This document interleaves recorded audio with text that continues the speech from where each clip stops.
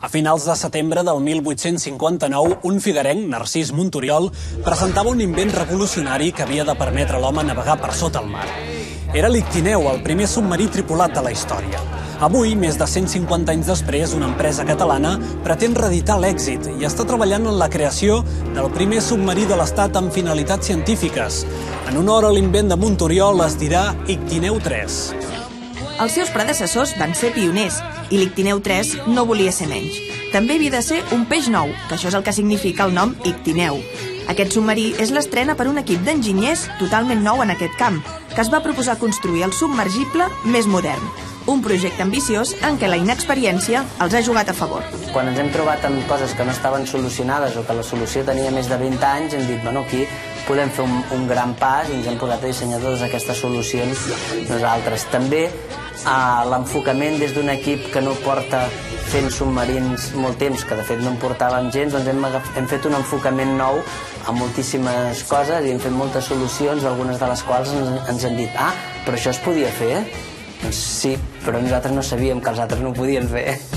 I així han aconseguit revolucionar el disseny dels submarins. L'Ictineu 3 és molt lleuger i pesa la meitat que submarins de capacitats semblants. Això li permetrà recórrer grans distàncies sota l'aigua i, a més, podrà baixar fins a 1.200 metres de fondària. Serà el submarí número 10 del món de poder baixar amb més profunditat. Anirà equipat amb unes bateries Dioliti, un sistema pioner que li donarà 4 vegades més energia que les bateries convencionals.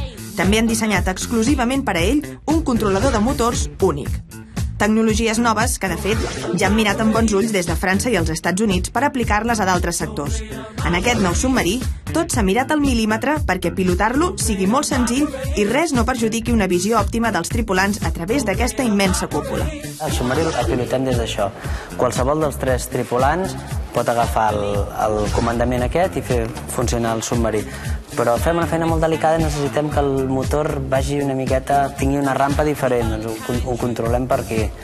L'Ictineu anirà ple de sensors mediambientals a l'exterior que recolliran dades constantment. També anirà equipat amb càmeres d'alta definició per gravar totes les immersions i tot es cedirà a la comunitat científica.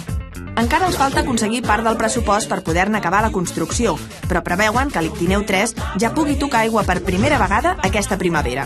Serà llavors quan aquest petit submergible començarà a fer camí en una de les grans assignatures pendents de la humanitat, el fons marí, del qual fins ara només s'han explorat un 5%.